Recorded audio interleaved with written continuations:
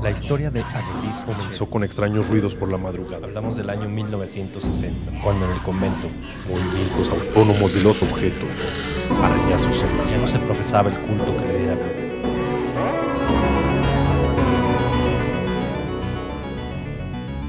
Hablemos de terror.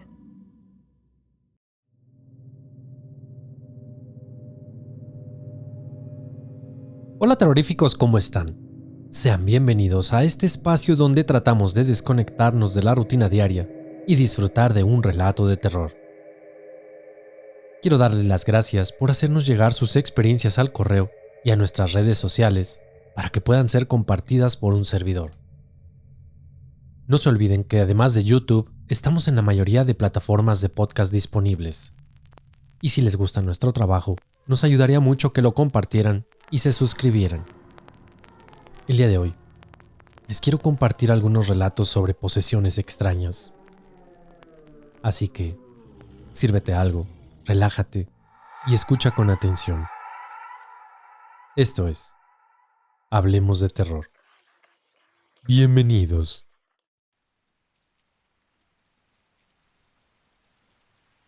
Clarita Villanueva era una joven adolescente, atractiva y de talla pequeña. Ella vivió una vida difícil en Filipinas a mediados de los 50. No era ajena a lo paranormal, pues ella creció en un lugar en el que su madre llevaba a cabo sesiones espiritistas. Se decía que predecía el futuro, o al menos eso hacía para ganarse la vida. Sin embargo, cuando Clarita quedó frente a frente con algo demoníaco, estuvo indefensa, como cualquier otro. Al morir su madre, Clarita quedó sola en el mundo, y desde los 12 años se valió por sí misma. Comenzó como vagabunda, y rápidamente cayó en un mundo muy oscuro, en la prostitución. La verdad es que no tenía muchas opciones. Se volvió hábil en su profesión y se concentró en la ciudad de Manila, la capital, donde ella pudo obtener mayor dinero. Pero no era la única joven desamparada. Así es que tenía que esforzarse para ganar lo necesario y sobrevivir.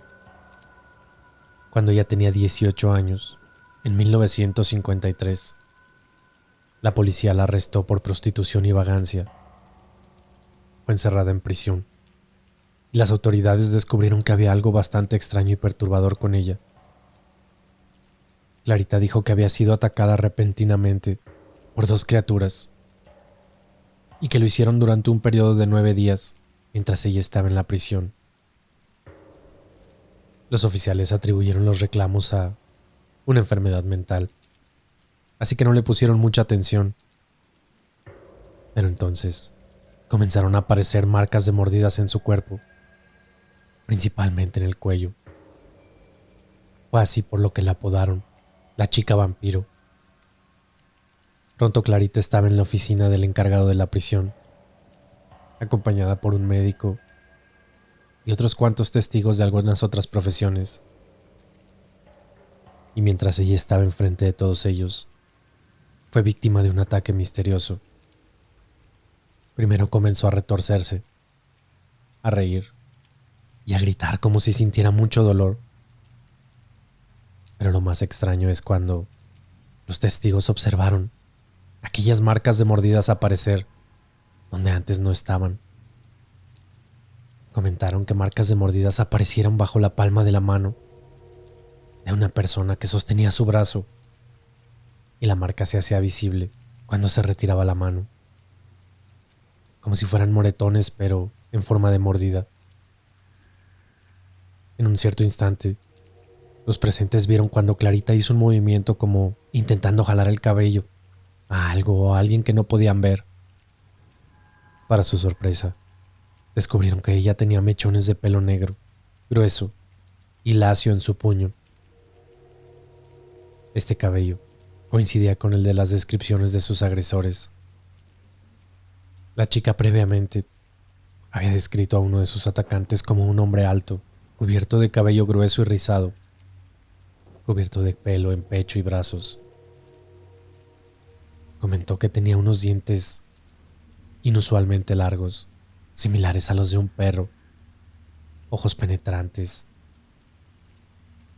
y que la otra criatura, totalmente lo opuesto, muy pequeña, como 60 centímetros de alto, vestida con capucha negra y dientes afilados como de vampiro.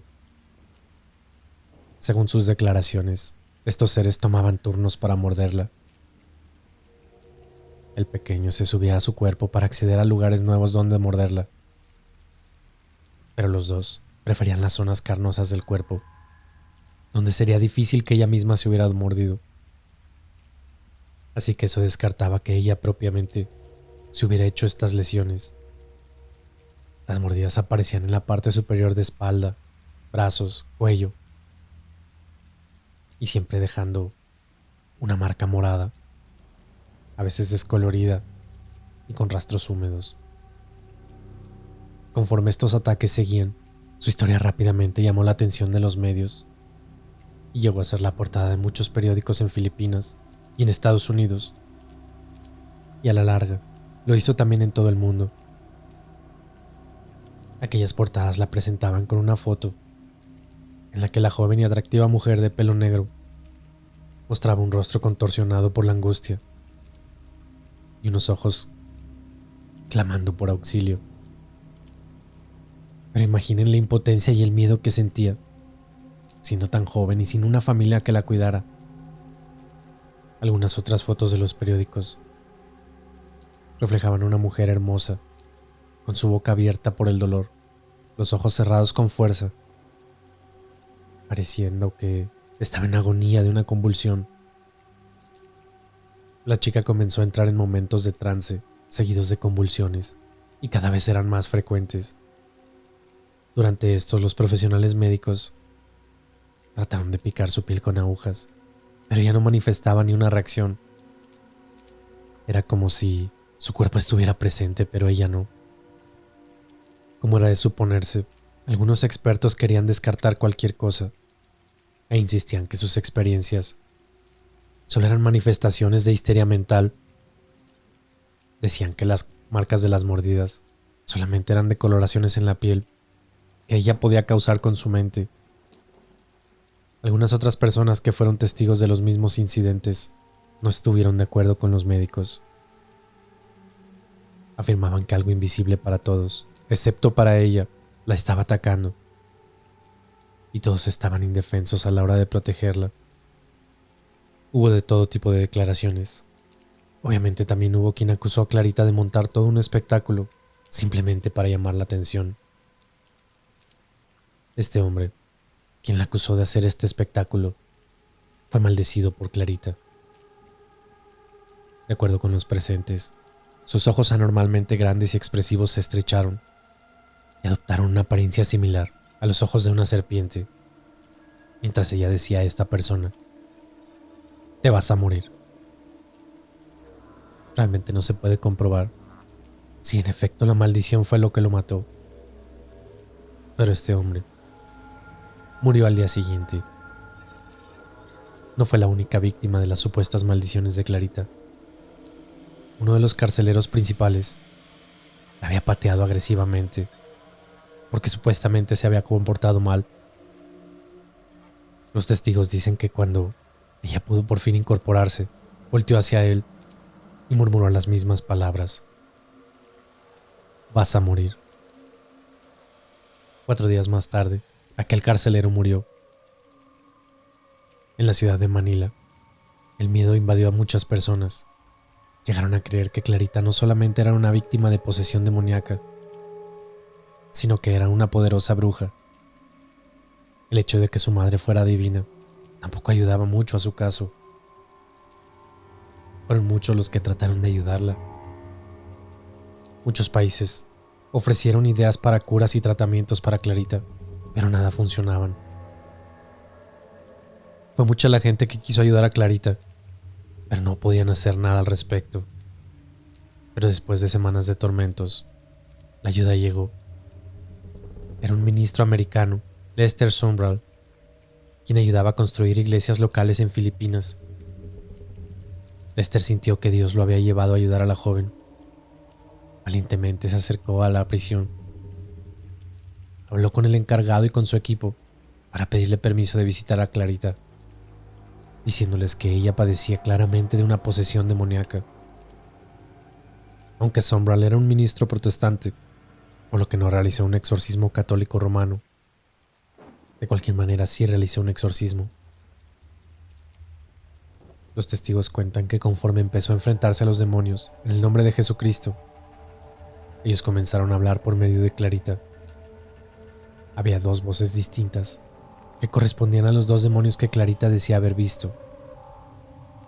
Después de algunos días, el ministro estaba seguro de que Clarita ya era libre de los poderes malignos, hasta que volvieron una vez más.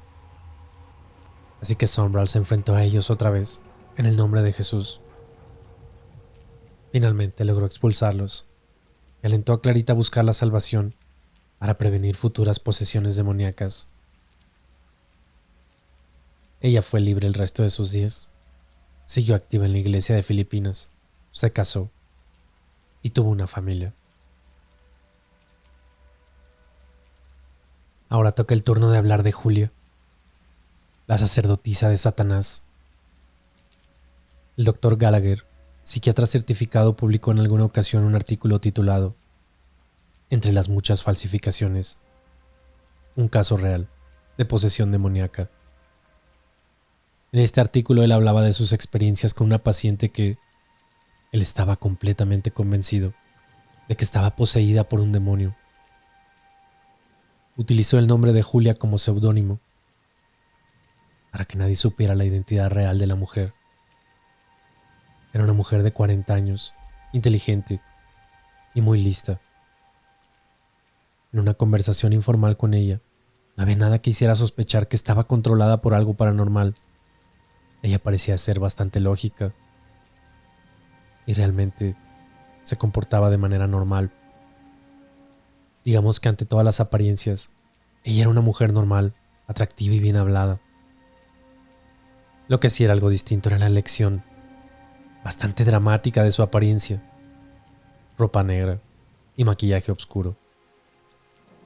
Ella se autoproclamaba como sacerdotisa satánica y que había participado en varios cultos satánicos a lo largo de los años. Con esto, ella admitió que probablemente eso haya sido la causa probable de su posesión. Al inicio, pidió ayuda a la Iglesia Católica. Cuando algunos síntomas comenzaron a manifestarse, fue criada católica.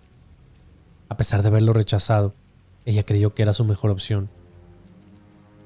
Y uno de los sacerdotes que trabajaba en su caso fue quien le pidió al Dr. Gallagher que participara. Algunas cosas o aspectos escalofriantes eran las voces que hablaban a través de ella, profundas, guturales y amenazantes, hasta llegar a ser inclusive anormalmente agudas. Todas estas voces eran diferentes a la voz normal de Julia, y también sus formas de expresión. Estas reclamaban la posesión sobre ella y se burlaban de quienes querían ayudarla utilizando lenguaje, digamos, vulgar y grotesco. Las voces se expresaban en un increíble nivel de odio, además de que sabían cosas perturbadoras sobre las personas que se acercaban a Julia.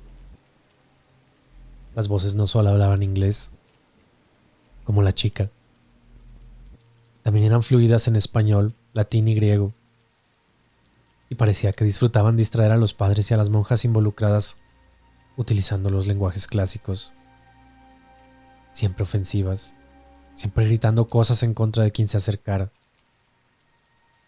En algún incidente, Julia le mencionó a un miembro del equipo que si aquellos gatos habían tenido una tremenda pelea la noche anterior. La mayoría de las personas pensarían que estas palabras estaban fuera de contexto. Sin embargo, este miembro del equipo vivía en una ciudad diferente a la de Julia y se había despertado a las 2 de la mañana porque sus dos gatos, que normalmente se llevaban bien, tuvieron una ruidosa pelea.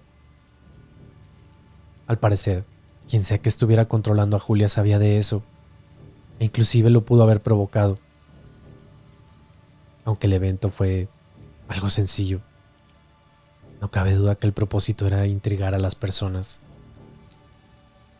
Julia solía revelarles a los miembros del equipo debilidades y pecados, así como secretos, además de que mencionaba con precisión el lugar y las acciones de las personas que trabajaban en su caso, incluso antes de conocerlas.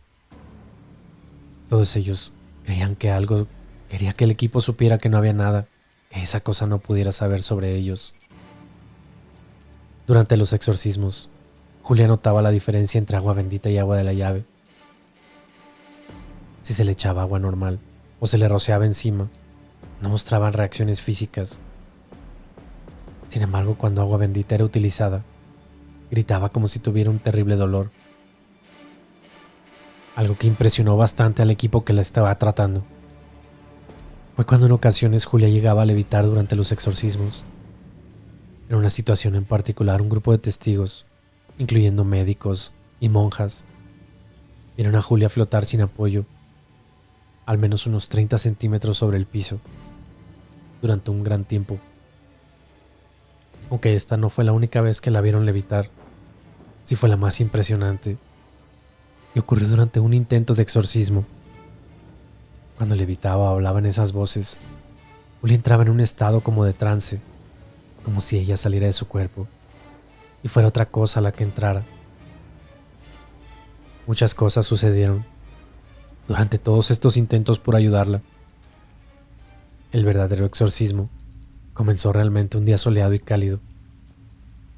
Llevaron a Julia para otro intento de exorcismo, y cuando la metían a la habitación, los que estaban ahí sintieron como la temperatura descendió inmediatamente. Era un frío poco natural que daba escalofríos hasta los huesos, y la habitación adquiría una atmósfera hostil y misteriosa. Aún así, cuando los demonios comenzaron a hablar a través de Julia, las cosas cambiaron radicalmente. La temperatura aumentó, y aquellos que estaban trabajando con ella sudaban profusamente. La temperatura siguió aumentando hasta que estuvo en un nivel casi insoportable. Mientras siguieron con las oraciones y los rituales, a pesar de aquel calor asfixiante y poco natural, los sonidos que salían de Julia cambiaron a escalofriantes rugidos animales, algo que aparentemente era imposible para cualquier humano.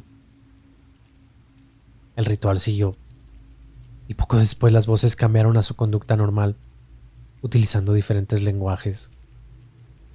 Eso sí, seguían con desprecio, abuso y sacrilegio, todo con ira y con odio. Tristemente, aunque los exorcismos resultaron ayudar un poco a Julia, ella nunca logró la completa libertad de los demonios que la poseían, así que vivió encerrada en un hospital hasta su misteriosa muerte a los 45 años de edad.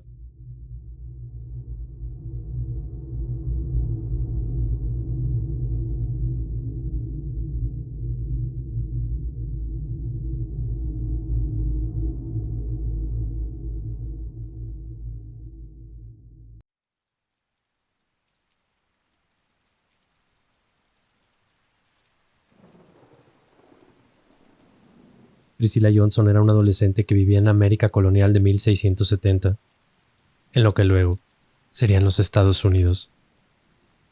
Era una joven delgada, rubia, intensa y extrovertida de 16 años de edad.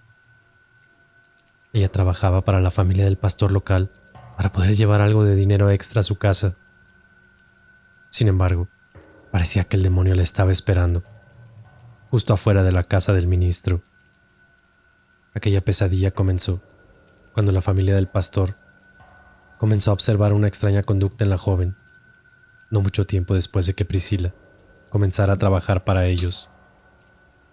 Dijeron que de repente mostraba cambios de expresión facial repentinos, que hablaba con algo que no estaba ahí y que reía histéricamente sin razón alguna.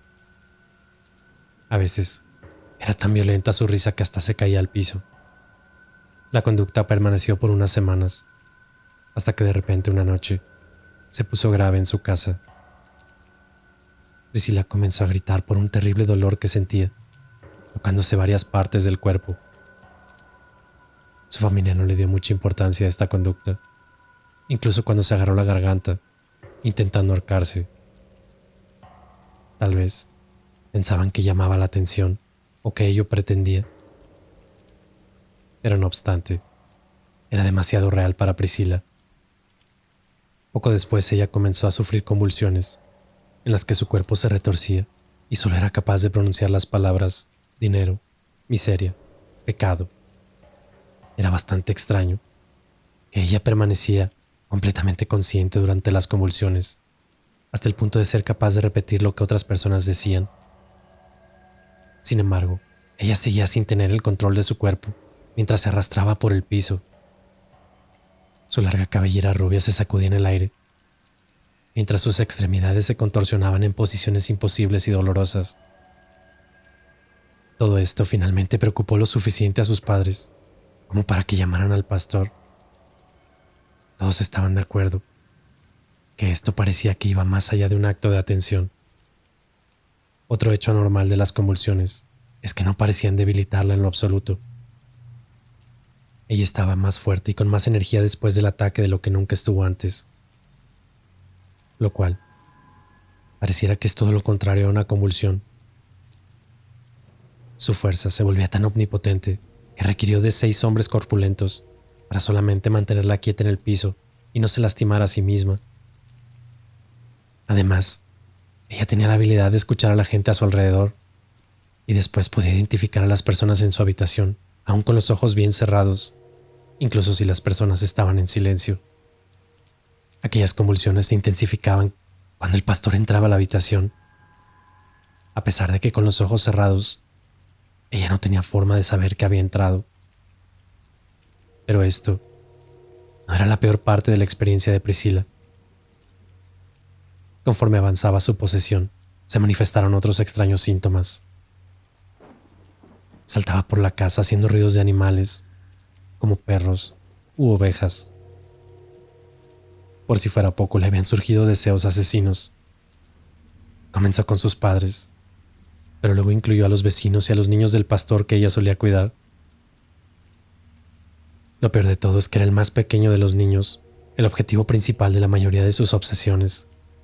Y estos deseos homicidas eran tan fuertes que requerían de toda la voluntad que tenía para no actuar. Según Priscila, esto fue uno de los aspectos más aterradores de su experiencia. Cuando los síntomas se empeoraron, se la llevaron a vivir a casa del pastor bajo el cuidado de la familia. Una noche, después de su llegada, Priscila despertó con el horrible impulso homicida. Como si su misma sangre estuviera en llamas. No podía sacar la idea de la cabeza. Quería matar a como fuera al pastor. Debilitada por tantos meses de luchar esas peleas, finalmente se rindió.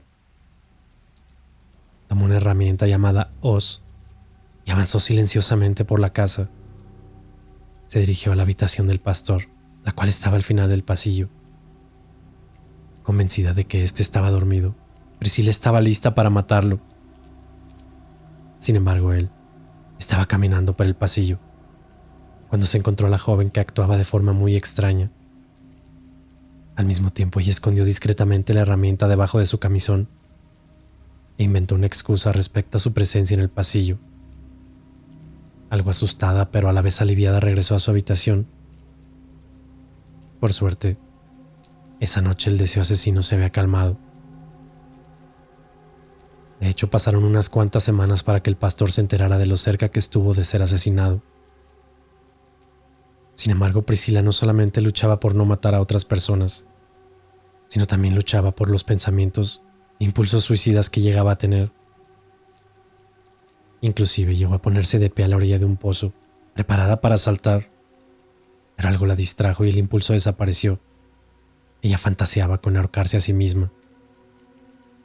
Pero por suerte nunca tuvo éxito en estas encomiendas.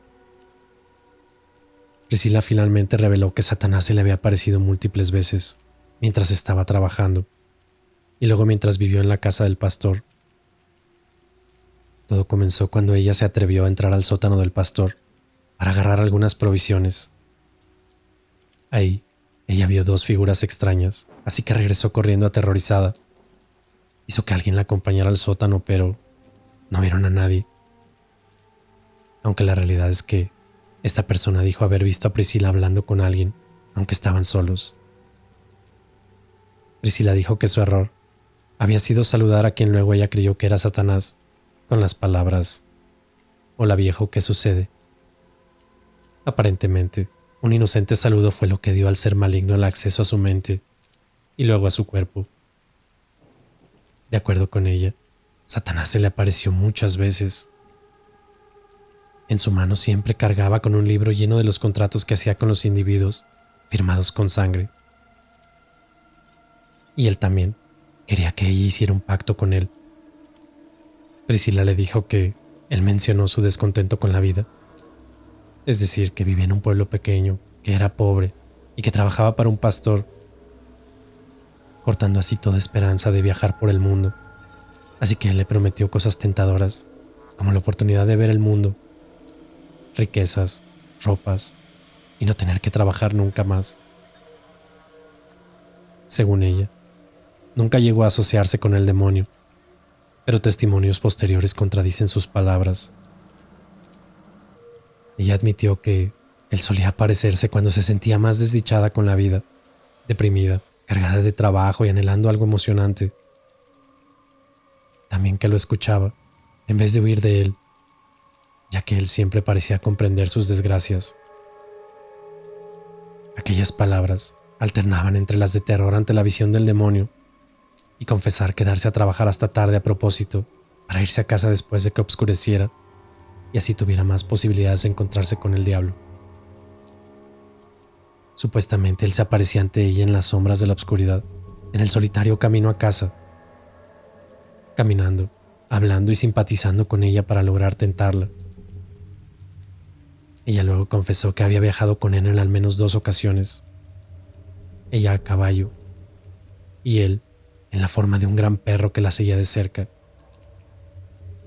Supuestamente el diablo no fue el único ser que ella vio. Dijo que para su error había visto demasiadas criaturas demoníacas, que eran más de los humanos que había visto antes. Estas criaturas de alguna manera tenían forma humana, pero estaban deformes, repugnantes y mutantes, hasta el punto de ser horribles de solo verlos. Según ella, estos demonios no se conformaban con solo aparecer, sino que a veces la mordían, la ahorcaban o la hablaban, y además la arrojaban al piso. Aparentemente, al menos una de estas criaturas también era visible para otra jovencita. Muchos cristianos de la comunidad rezaban y aconsejaban a Priscila, incluyendo al pastor. Pero todos se preguntaban lo mismo, si ella realmente estaba poseída. Después de que un médico local la revisó, su opinión inicial, basándose en el limitado conocimiento médico de la época, era de que su posesión se debía a problemas estomacales y mala sangre. Le recetó una poción que es probable que fuera un tipo de tranquilizante. Las convulsiones se hicieron menos frecuentes y menos intensas. Con esto, Priscila regresó a casa de sus padres. Sin embargo, los problemas no habían terminado. Con el tiempo su conducta se volvió extraña otra vez y comenzó a alternar entre estar feliz por ser libre de los demonios y estar triste porque ya no recibía sus visitas. Poco tiempo después, las convulsiones volvieron con fuerza, mostrando una vez más las imposibles contorsiones con la misma conciencia de su entorno. No obstante, esta vez, Priscila no podía hablar. Su lengua estaba levantada hacia su paladar. En ocasiones esto duraba por horas, e incluso los hombres más fuertes no eran capaces de moverla de esa posición. Ya que su condición empeoró, el pastor fue llamado nuevamente. A partir de ese momento, ella comenzó algo que solo puede ser descrito como un descenso hacia la locura y al mismo tormento.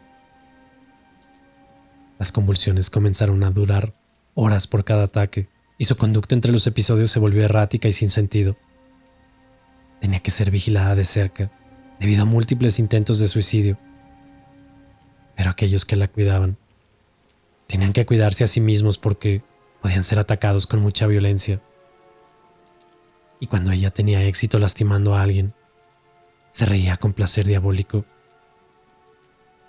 El pastor y la familia de Priscila, al parecer, comenzaron a dudar de que realmente estuviera poseída,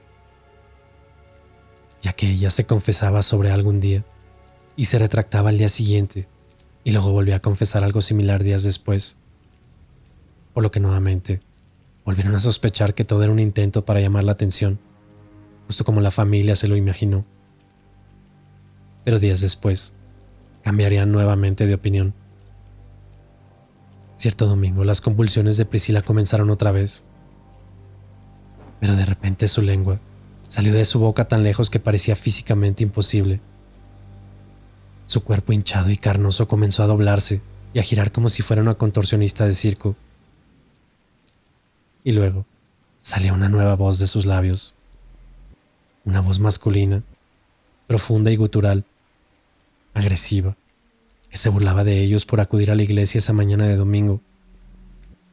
Además les dijo que el pastor era un repugnante mentiroso. La familia, muerta en miedo, llamó nuevamente al pastor, y cuando él llegó estaba muy desconcertado. Nada en la conducta de Priscila hasta ese momento apuntaban tan claramente a una posesión demoníaca. El pastor después admitió que estaba aterrado, ya que nunca había lidiado con una posesión demoníaca tan de cerca y tan personal. Además de que los rasgos demoníacos ya no podían negarse. En ese momento la malvada voz que provenía de Priscila comenzó a nombrar a los que estaban presentes y luego enlistar cada secreto y acto pecaminoso que la persona hubiera cometido en el pasado, incluso aquellos que Priscila no tenía forma de saber. Esto obviamente asustó a muchos de los presentes y apuntaba una vez más a poderes demoníacos. Cuando lo confrontaron respecto a quién era, aquel espíritu contestó que era un niño bonito, que ella era su niña bonita. Esto le generó escalofríos a los padres, ya que esa cosa malvada reclamaba a su joven hija como su propiedad. Los presentes comenzaron a rezar por la liberación de Priscila. En esos momentos ella se quedaba en silencio, pero en el instante en que dejaban de rezar, la misma voz demoníaca volvió a hablar. La batalla continuó durante varios días, hasta que todos los involucrados estaban agotados. Con el tiempo las convulsiones se volvieron más leves, pero ella nunca recuperó la habilidad para hablar. Aquel espíritu malvado eventualmente dejó de hablar a través de ella y solo se requería una persona para vigilarla por su seguridad. Por desgracia, Priscila nunca se recuperó por completo.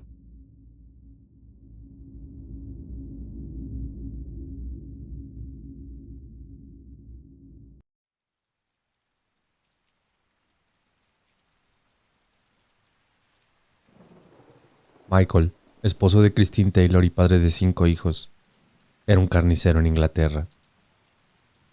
Él y su familia parecían una típica familia de los 70. Michael estaba felizmente casado, amaba a sus hijos. No tenía depresión ni otros problemas mentales.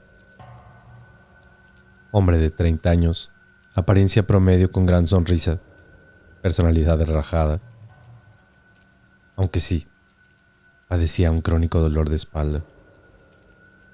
Su esposa, Christine, rubia, atractiva y muy apegada a él. No obstante, su tranquila vida dio un giro perturbador cuando Michael se vio involucrado en una secta religiosa local llamada el Grupo de la Comunidad Cristiana. Él y su familia no eran religiosos, hasta que un vecino lo invitó a asistir a una de las reuniones. Ahí conoció al líder del grupo, Mary Robinson, de 22 años, y él se obsesionó tanto con el grupo como con ella. Este grupo, después descrito como un culto por algunos de los involucrados, muy pronto absorbió mucho del tiempo de Michael. Comenzó a asistir a todos los servicios, participar en reuniones como de salvación y acudir a reuniones de oración personal con Mary, la líder. Cada vez pasaba menos tiempo en casa, y cuando estaba en ella, las cosas eran muy diferentes. Su esposa, que había comenzado a sospechar que había algo más en la relación de Michael y Marie que solo oraciones, comenzó a preocuparse mucho. Ella comenzó a preguntarse si su marido estaba teniendo una aventura con ella. Tiempo después, Michael dijo que recordaba aparecer repentinamente desnudo enfrente de Marie y sentir una emoción malvada dentro de él. Él dijo que sus ojos se volvieron unas hendiduras y que ella lo sedujo. Intentó combatirlo, pero la tentación lo superó. Michael confesaba haber ido buscando conocimiento y guía espiritual, pero al final había encontrado algo más y esta no era la forma adecuada y se sentía traicionado. Marie, sin embargo, contó una historia completamente diferente. Dijo que ella estaba visitando a Michael en su casa y cuando Christine dejó la habitación, Michael la había besado. Marie rechazó sus intentos recordándole lo mucho que amaba a su esposa. Él estuvo de acuerdo y cuando Christine volvió a la habitación, le informó que se había logrado una gran victoria porque él y Marie habían superado sus pasiones. De cualquier manera, es bastante claro que algo estaba mal con la mente de Michael. De acuerdo con aquellos que lo conocían mejor, este simplemente no era el Michael que conocían. Se había dado algún cambio drástico en su comportamiento y no era nada bueno. Además de todo esto, perdió su trabajo y sufría de gran depresión. Su esposa comenzó a preocuparse más por él, hasta que no pudo resistir más y tomó cartas en el asunto con sus propias manos. Durante un servicio religioso, ante toda la congregación, ella abiertamente acusó a Michael de haberlo engañado con Marie. En el fondo esperaba que Michael reaccionara con enojo, pero ella nunca hubiera esperado lo que pasó después. De acuerdo con los testigos, Michael volteó con una gran furia, pero no hacia Christine, sino hacia Marie. Sus gestos faciales se contorsionaban en algo casi bestial, mientras se ponía de pie y se dirigía hacia ella, lanzando obscenidades y diciendo cosas en idiomas diferentes. Enojado, la bofeteó en el rostro. Marie dijo que, por sus ojos, ella estaba convencida de que quería matarla y estaba aterrada por su vida. Varios de los miembros saltaron encima para agarrar a Michael antes de que siguiera lastimando a Marie, pero les tomó algo de tiempo restringirlo. Él seguía gritándole, cambiaba de un idioma a otro, y aterrorizadas tanto Cristina como Marie comenzaron a rezar en el nombre de Jesús, como siempre lo hacían. Michael se tranquilizó lo suficiente como para ser liberado, y después todo había terminado. Pero él insistió en que no recordaba nada de lo que había ocurrido. Cuando regresó a la siguiente reunión, aparentemente todo el grupo, incluido Marie, lo habían perdonado. Pero de forma contraria, en casa las cosas no estaban del todo bien. Incluso antes del incidente, Christine ya decía que él había cambiado. Estaba irritable, enojado, deprimido. Cuando estaba en casa parecía que le ahogaba la felicidad de su existencia. En público, él hacía cosas extrañas como escupir a las personas y decirles que él era mejor que toda la raza humana. Incluso los vecinos notaron que la familia, quien normalmente era alegre y bulliciosa, estaba anormalmente silenciosa y reservada. Conforme su conducta comenzó a ser más y más errática, alguien habló con un sacerdote anglicano local. Basándose en lo que había escuchado, el sacerdote decidió que era necesario un exorcismo. Fueron convocados un ministro anglicano y un ministro metodista para ayudar con el exorcismo, al cual Michael estuvo de acuerdo en participar. Él y su joven esposa se reunieron con el equipo del exorcismo, el cual duró toda la noche, incluso parte de la mañana. Durante este proceso, él sufrió convulsiones, gritos, lanzó mordidas, arañazos y escupitajos. Por seguridad de todos, fue amarrado al suelo, y cada que alguna persona se acercaba a él, él le gruñía y lo mordía como si fuera un animal salvaje. Las oraciones, confesiones y lectura de la Biblia siguieron durante varias horas, mientras Michael peleaba. A veces parecía más animal que humano. A la mañana siguiente, el equipo dijo haber expulsado 40 demonios fuera de Michael, incluyendo demonios de incesto, bestialidad, blasfemia y lascivia. Agotados, los miembros del equipo decidieron parar e intentarlo otra vez un poco tiempo después, ya que sentían que quedaban 3 demonios, demonios de locura, de asesinato y de violencia.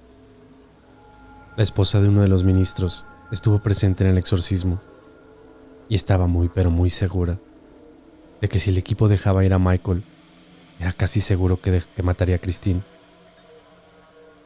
Ella habló con su marido y le rogó que el equipo continuara un poco más y que no dejara ese trabajo tan peligroso e importante sin terminar. Desgraciadamente, por lo cansados que estaban, ignoraron sus palabras, las cuales demostraron ser proféticas. Michael volvió a casa con Christine para descansar para después otro exorcismo. 2 horas después de regresar, Christine estaba muerta. Michael la había ahorcado con sus propias manos. Luego, mientras estaba aparentemente desnuda, él le había sacado los ojos, arrancado la lengua y desgarrado la mayoría de su cara. Todo con sus manos desnudas y con sus uñas. Los reportes de la autopsia demuestran que ella murió rápidamente, pero había inhalado algo de su propia sangre. Por suerte, los niños no estaban en casa cuando esto sucedió, pero la policía encontró también al perro de la suegra, ahorcado, y a este le habían arrancado todas las extremidades. La escena del crimen era bastante perturbadora, incluso para los oficiales más experimentados de la fuerza local, quienes tuvieron bastantes problemas con esos recuerdos por años. Ellos describieron a Christine como simplemente destrozada en pedazos. El asesinato fue descubierto puesto que Michael fue encontrado vagando en las calles, desnudo y cubierto de sangre. Gritaba que la sangre pertenecía al diablo, que era la sangre del diablo. Los oficiales lo pusieron bajo custodia y se descubrió la escena del crimen cuando volvieron a su casa para comprobar que estuviera bien su esposa. Al parecer, Michael se había convencido de que Christine era la que estaba poseída por el demonio, confesándole a los oficiales que ahora estaba liberado, que la maldad en su interior había sido destruida. Pero parecía que realmente los demonios todavía lo controlaban. La única salida en la que Michael y Christine estuvieran libres era que Christine muriera. Al parecer, la esposa del ministro estaba en lo correcto. Aquellos demonios de violencia, locura y asesinato querían ver a Christine destruida. Michael enfrentó un juicio por asesinato, pero fue absuelto bajo los términos de locura. Él intentó suicidarse 4 veces y pasó 2 años en un hospital mental y luego 2 años en un ala de seguridad. Intentó suicidarse 4 veces, pero años después de su liberación, fue arrestado nuevamente y enjuiciado por haber tocado inapropiadamente a una niña menor de edad. Fue declarado culpable y en menos de 1 año de su sentencia, se notó que estaba manifestando el mismo tipo de comportamiento de antes de matar a Christine, y por eso fue mandado nuevamente a cuidado psiquiátrico. Se especula que nunca fue liberado de los demonios que lo llevaron al asesinato de su esposa y haber dejado a sus 5 hijos sin madre, y con lo que parecía un monstruo por padre, demostrando así que la posesión demoníaca no solamente afectó al poseído.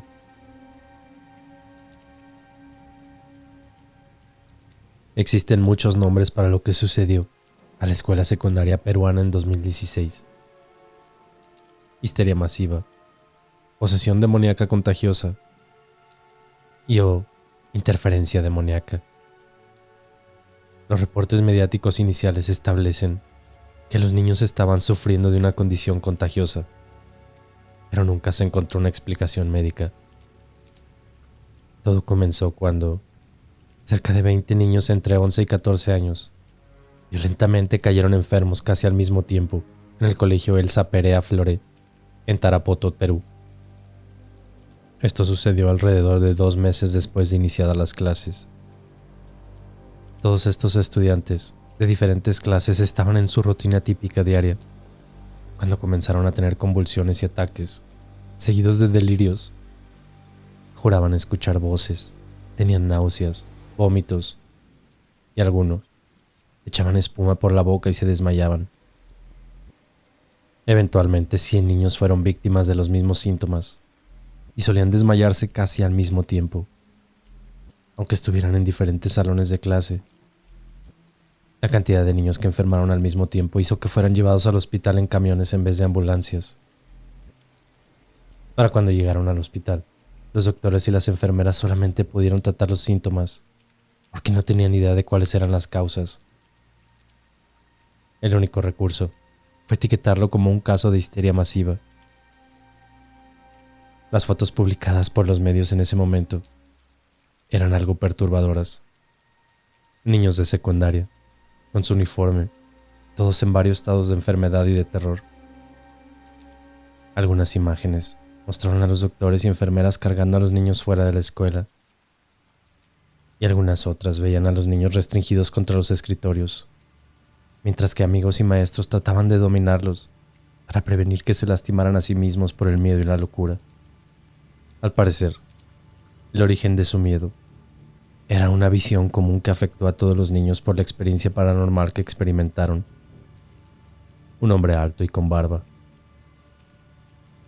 Todos los niños dijeron haber sido perseguidos por un hombre alto, con una gran barba y vestido con ropas oscuras, intentando hacer contacto físico con ellos. Un contacto al que tenían miedo de forma instintiva. Todos decían que los perseguía sin descanso, aunque durante esos momentos todos a su alrededor dijeron que esos niños estaban inconscientes, pero gritaban de terror. La causa de esta situación sigue sin ser clara. Algunas personas dicen que comenzó después de que algunos cuantos de ellos utilizaron una ouija para intentar comunicarse con fantasmas que embrujaron la escuela, pero las autoridades y las figuras religiosas nunca confirmaron esto. Otra posibilidad es que durante la construcción de la escuela se descubrieron restos humanos. Y a pesar del descubrimiento de lo que muchos creían que era una tumba masiva, usada por la mafia local, la construcción siguió. ¿Podría ser este el cementerio sobre el cual fue construida la escuela? ¿El origen de ese problema? Los oficiales de la escuela y los padres llamaron a todos los expertos conocidos, médicos, investigadores, hombres santos, sacerdotes, exorcistas, pero nada parecía solucionar los problemas. Por 2 meses, esta epidemia paranormal se extendió por toda la escuela y luego de repente simplemente desapareció, tan misterioso como había comenzado.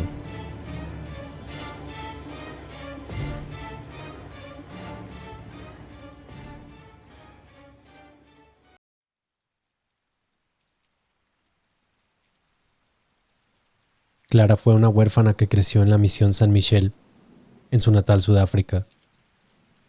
Se le solía describir como una adolescente bien portada, saludable y normal. Sí, con un cierto toque caprichoso. Ciertamente ella no tenía reputación de malvada, ni era una chica fuera de lo normal, excepto por su tendencia a las enfermedades físicas. Hasta donde ella recordaba, Clara creció en una atmósfera muy religiosa, rodeada de monjas que la criaron desde la infancia, sacerdotes e influencias positivas. Sin embargo, un cierto día Clara cometió un terrible error. De acuerdo con su propia confesión, ella hizo un pacto con el diablo. Clara comenzó a ser invadida por impulsos completamente ajenos a ella. Experimentó ataques de furia incontrolable y su lenguaje se volvió mucho más grosero y blasfemo. Cambió tan drásticamente que aquellos a su alrededor no podían evitar darse cuenta. Las monjas intentaron ayudarla al darle medallas sacrificadas y orando por ella, pero no fue suficiente. La noche que ella hizo esta confesión, estaba terriblemente confundida y en un estado errático.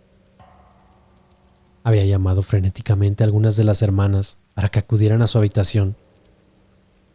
Cuando llegaron, observaron a Clara aterrorizada con las ropas desgarradas junto al marco de su cama, al parecer, el cual ella había roto con sus propias manos. Clara gritaba que trajeran al sacerdote, que tenía algo que confesar, que fueran por él rápido. Tengo miedo de que Satanás me mate antes de tener la oportunidad de confesarme. Histérica y salvaje, ella destrozó la habitación y le gritaba a una figura que nadie más podía ver. Le gritaba que lo había traicionado. Me traicionaste, le decía. Me prometiste la gloria y ahora me torturas más. Ella siguió teniendo una conversación con las entidades que, al parecer, solo eran visibles para Clara. El sacerdote llegó para escuchar su confesión y al inicio pensó que solo era acto de la chica adolescente. Sin embargo, cuando comenzaron las manifestaciones paranormales, fue obligado a cambiar de parecer rápidamente. En poco tiempo se dio cuenta de que Clara estaba definitivamente poseída por un demonio. Una de las manifestaciones que las monjas creyeron más perturbadoras fue su increíble fuerza cuando estaba bajo la influencia de los demonios que la poseían. Las monjas intentaron restringirla para prevenir que lastimara a otras personas o a ella misma, pero de inmediato fueron lanzadas al otro lado de la habitación, como si no pesaran.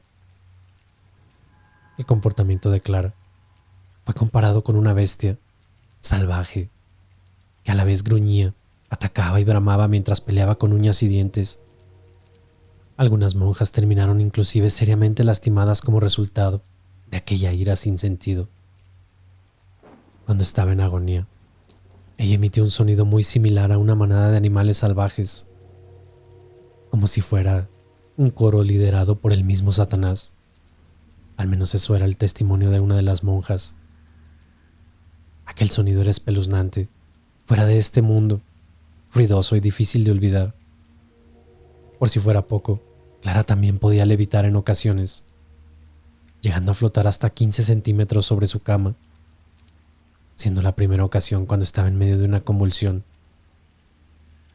No solamente era capaz de levitar, sino que también podía flotar horizontalmente. Cuando levitaba parecía que incluso sus ropas estaban desafiando la gravedad. Los pliegues no caían hacia abajo como uno esperaría, posiblemente debido a la rigidez del cuerpo, y solamente al echarle agua bendita se podía detener aquella levitación. Además, Clara tenía alteraciones físicas. Sus mejillas se inflaban más allá de lo que parecía físicamente posible. El cuello se estiraba haciendo que pareciera una gran bola, y pequeños bultos aparecían debajo de la piel, los cuales se movían a lo largo del cuerpo, todo frente a testigos. Estas manifestaciones iban y venían, y todos aquellos que lo presenciaron no podían explicarlo racionalmente. Como en muchos casos de posesión demoníaca, Clara también era capaz de hablar y comprender idiomas que nunca antes había escuchado, incluyendo el alemán, el polaco y el francés. Ella había desarrollado unas perturbadoras habilidades de clarividencia. Un joven, quien se había burlado cruelmente de ella, se llevó la venganza y tomó la forma de la revelación de muchos pecados que él había cometido, incluyendo la fecha, la hora y la persona con lo que lo había cometido. En otra ocasión, ella describió a detalle los viajes recientes de uno de los sacerdotes ahí presentes. Sabía de los destinos específicos y las horas que incluso eran difíciles de recordar para el sacerdote, aún más para alguien que no había viajado con él. También podía leer los pensamientos impuros de aquellos que la rodeaban, repitiéndolos en voz alta y diciendo quién lo estaba pensando. Parecía que nada estaba completamente oculto de aquellos demonios que la poseían, y tampoco tenían problemas para compartir lo que sabían, por lo que todos aquellos que acudían a su presencia se retiraban rápidamente. Clara sabía si ella o su comida habían sido rociadas con agua bendita, y bramaba histéricamente con una risa maniática, vacía y burlona. Además también, ella podía saber si una persona en la habitación llevaba cualquier tipo de reliquia o de artefacto religioso, o incluso un crucifijo. No importaba si estaba escondido cuidadosamente. Esto solía tener como resultado una reacción muy violenta de su parte. Una de las manifestaciones más perturbadoras era su habilidad para imitar el movimiento y la conducta de una serpiente. Caía de repente al suelo, giraba sobre su estómago y pegaba sus brazos a sus costados.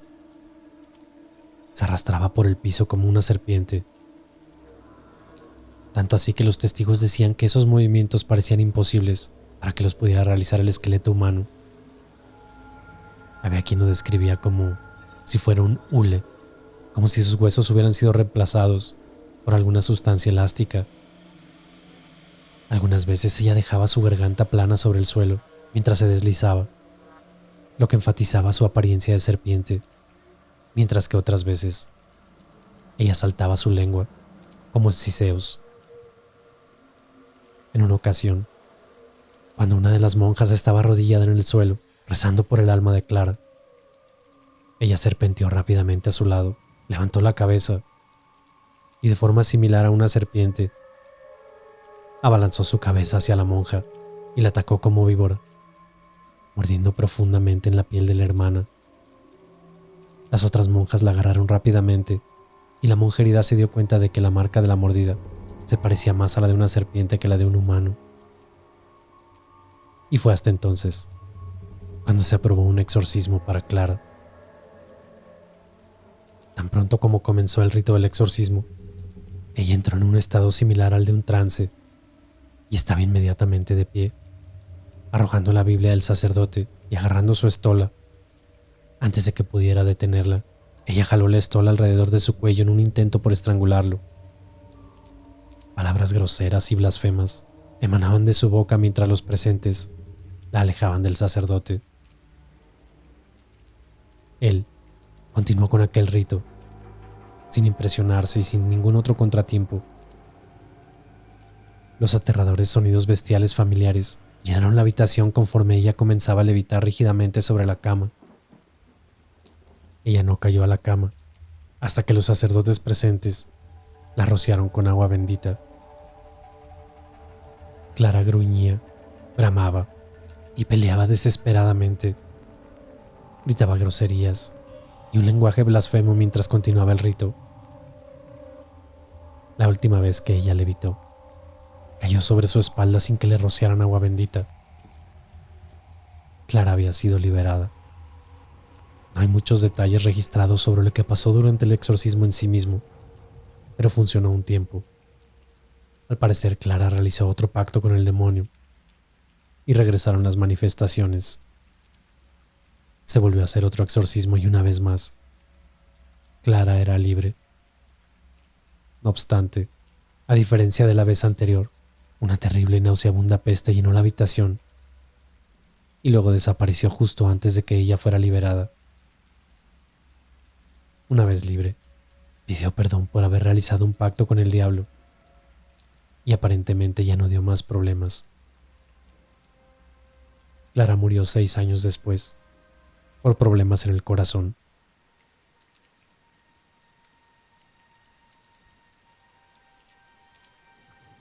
Amy Stamatis es una mujer que quedó paralizada de la cintura para abajo después de haber saltado de un segundo piso en su casa, en Arkansas, en noviembre del 2006. Aunque la mujer insiste que ella no recuerda nada y no haber sido ella quien saltó, hay registros de que Amy se subió a una ventana abierta y estaba sentada en la orilla cuando cayó. Las circunstancias de aquel accidente todavía se consideran bastante inusuales. Meses atrás, Amy llevaba ya un tiempo lidiando con pensamientos oscuros, y no exactamente los que se considerarían depresivos normales. Ella decía haber escuchado voces en su cabeza que le decían que se suicidara, por lo que buscó ayuda con médicos psiquiatras en busca de un tratamiento efectivo. Sin embargo, las voces no se detuvieron. Llegó un punto en el que Amy creyó que se estaba volviendo loca con todo lo que le sucedía y que tal vez era producto de que su mente, por alguna razón, se había quebrado. Nunca pensó que sus problemas fueran provocados por algún ser sobrenatural. Después de su caída, ella estaba reposando en su cama de hospital cuando la visitó una mujer que decía despertar a los muertos y sanado a los enfermos terminales gracias a sus oraciones. Esta misteriosa mujer vio algo en Amy que nadie había visto antes. La mujer había visto demonios en el espíritu de Amy. Amy comenzó a experimentar unas misteriosas dolencias 7 meses después de su caída. Una de estas situaciones se presentó cuando estaba terminando su turno de 24 horas en el hospital para el que trabajaba como enfermera. Los médicos llamaron a Amy para que fuera a atender a un paciente que había llegado con quemaduras. Después de haber llevado al paciente a una camilla y haber llenado su reporte médico, Amy de repente se descubrió rondando por los pasillos de emergencia sin un rumbo fijo. Repentinamente, ella había olvidado cómo hacer su trabajo. Simplemente su mente se había desconectado. Ella no recordaba cómo había llegado a esos pasillos. Todo estaba en blanco. Por suerte, ese era su último turno en el hospital. Pero al regresar a casa, Amy, quien también era una corredora de maratones, no era capaz de correr en línea recta. Tampoco podía realizar tareas sencillas como elegir su ropa para ir a trabajar. Le dijo a su marido que estaba teniendo una crisis nerviosa, por lo que necesitaba acudir con un médico o a un hospital psiquiátrico. Como era de esperarse, los médicos la diagnosticaron con varias enfermedades mentales, así que le recetaron antidepresivos en gran abundancia. Pero aún así, las voces siguieron hablando dentro de su mente, y su conducta fue cada vez más impredecible. Un episodio particularmente espeluznante sucedió cuando Amy y su esposo estaban viajando a un hospital en Minnesota, buscando un tratamiento más especializado para que pudiera ayudarle de verdad. Mientras estaba en ese hospital, ella se escapó de los doctores y enfermeras para luego escalar 7 u 8 pisos por la parte exterior de una rampa de estacionamiento. Mientras colgaba de ese lugar tan peligroso, amenazó a los testigos diciendo que iba a saltar. Por suerte, los policías y su esposo pudieron convencerla de que no lo hiciera. Aquellas voces seguían. Le pedían cosas peligrosas y obscuras. Después de la primera caída de Amy, la Iglesia de Cristo organizó un servicio de oración por ella. Entre los que atendían estaba Cindy Lawson, una evangelista pentecostal que había realizado ya 10 exorcismos. Cindy no era miembro de la Iglesia de Cristo y nunca había visto a Amy, pero al igual que todo el mundo, ella había escuchado lo que había pasado. Así que ella sintió la necesidad de visitarla. En su testimonio dijo que el Señor le había hablado y le dijo que fuera al hospital para expulsar los demonios de ella. Podía sentir que algo se revolvía en su interior. Amy se había fracturado la espalda en 3 lugares, se había perforado ambos pulmones y se había fracturado las costillas. Dijo que sus lesiones indicaban que no se había preparado para el impacto, ya que ninguno de los huesos de sus brazos y piernas estaban fracturados. Cuando Cindy Lawson la fue a visitar al hospital, Amy tenía los ojos muy abiertos. Fue cuando el evangelista dijo que pudo ver a los demonios en la paciente. Al verla en la habitación, Amy le gruñó que por qué estaba ahí. Fue cuando Cindy sacó un aceite de unción que había llevado precisamente para ese momento y lo untó en la frente de Amy mientras decía: Señor, en el nombre de Jesús ordeno que estos demonios liberen a esta mujer y salgan de ella. Que esta mujer recupere la cordura, en el nombre de Jesús. En ese momento la expresión facial de Amy cambió por completo. Cindy recuerda que en ese momento fue como si el Espíritu del Señor cayera en la habitación. Amy Stamatis tuvo que confrontar sus conocimientos médicos y científicos con su experiencia personal. A pesar de ser una enfermera, ella está segura de que fue poseída por un demonio. Antes de su caída y de que la exorcizaran, Amy había sido diagnosticada con un extraño desbalance químico llamado porfiria, cuyos síntomas son convulsiones, dolor abdominal, disolución del sistema nervioso y confusión mental. Amy dice que no recuerda nada del momento de su exorcismo, pero sus familiares vieron un cambio inmediato en ella justo después del ritual realizado por Cindy. Amy ahora se encuentra mentalmente estable y espiritualmente mejor que nunca. En su último testimonio al respecto, ella dijo que, como enfermera, ella no hubiera creído en este suceso si no le hubiera pasado a ella. Que hubiera creído que es algo de los tiempos antiguos, en los que no se había desarrollado tanto la ciencia. Pero en realidad, es una mentira, porque ella lo vivió en carne propia.